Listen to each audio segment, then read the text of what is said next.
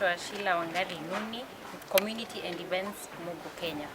Hapa leo tuko upande wa Kisii, tumeleta educational forum ambayo tunaita elewa mkopo wako. Ni kufunza tu kuhusiana na loan ambayo unachukua upande wetu, kuweza kuelewa kabla uchukue mkopo wako, ile wakati unachukua pia na pia ile wakati ambao umeweza kufinyika ama kuna tatizo mmenyefanya ukaweza kutolipa deni yako. Upande wetu pia tuko na app ambayo tumeleta.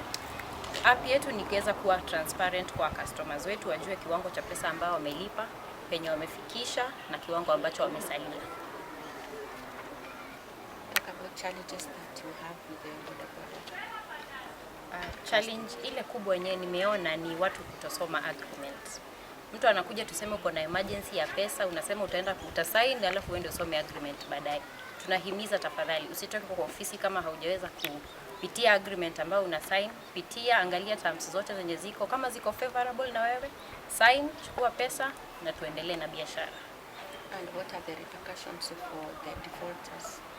Upande wetu tuko na option ambayo tunaita restructuring. Ni ile wakati tuseme uko hospitali huwezi kulipa malipo yako, tuseme bike iko under repair ama tuseme iko police station, mambo ni mingi, wewe ndio utatueleza. Option ya restructure ni ya kukupatia muda uweze kurecover kama uko hospitali ama kama ni kutengeneza bike yako, ndio tuendelee malipo vizuri. Manager ama ya sales manager Mugu upande wa Kisii. Leo tulikuwa na mafundisho, tulikuwa tunafundisha stage chairman ili waweze kuelewa malipo ya mkopo wao kwenye yenyewe stage wamechukua kutoka Mugu.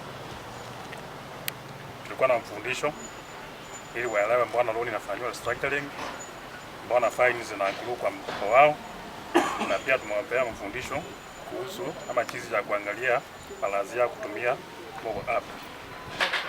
Ile wakati tuseme mteja wetu ambaye alichukua mkopo hakuweza kufanikisha hadi mwisho wa loan yake, tukakuta tuseme pengine ameaga dunia, kuna mtu ambaye ameweka ambayo tunaita next of kin. Next of kin ndo atachukulia mkopo kutoka hapo after ume provide death certificate na pia burial permit. Tumekaa kwa mkutano na kampuni ya Mugu kuongelea juu ya maneno ya hii mikopo yao ya kupeana pikipiki kuja kwetu na zile shida yenye tunapitia. Sana ile shida tulikuwa nayo ni ile shida mtu alikuwa analipa haionyeshi ni balance yake ni ngapi ama amelipa ngapi, lakini uzuri wale wametufundisha, wameleta mpya hiyo yenye itatusaidia sana, itasaidia wateja wetu. Itasaidia sana mtu akilipa pesa yake ile yenye amepakisha na ile yenye amelipa ni ngapi. Sasa hiyo hapo ndio sana tulikuja tumeangalia na tumekubaliana nao. Kitu ya pili tumekubaliana nao hata vijana wetu huko nje wasikimbishwe sana, na kila mtu ang'ang'ane na kulipa loan yake. Shida ikitokea tutashirikiana nao na tutasaidiana na kampuni tuone kama vijana wetu wamefaidika na kampuni pia imefaidika biashara. Hiyo ndio mambo tumeongelea asubuhi ya leo. Ndio maana tulisanyika sisi wote viongozi kutoka sub county 9 na iko na terms and conditions tofauti. The reason as to why sisi tunakuwa different kwa sababu tunazunguka pia tukieleza kuhusiana na mkopo. Hatupatiani mkopo peke yake. Tunaweza pia kukuelimisha mkopo wako ambao unachukua, venye unaweza kulipa, ukiwa na changamoto unakuja unazungumza na sisi, tunaweza kukusaidia. Wachukue loan wakiwa na shida ama achukue loan akiwa anajua kitu anafanyia mkopo wao. Pia kitu tumesoma ni ukishachukua loan yako, ujue agreement yenye umesign inaeleza nini. Kama utawezana na kulipa hiyo mkopo ama uelewe hiyo agreement, unaweza aje uchukue wakati uko tayari kuchukua mkopo wako. Pia kitu tumesoma ni hiyo pikipiki ya Mugu iko na tracker. Hiyo tracker ndio security yetu ya sisi kama kampuni tumeweka.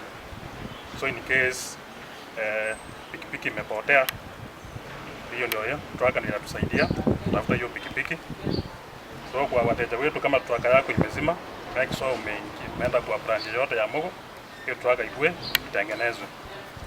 Kitu kingine tumejifunza ni kwamba kama uko na shida yoyote kuhusu malipo yako, hakikisha umejiongelea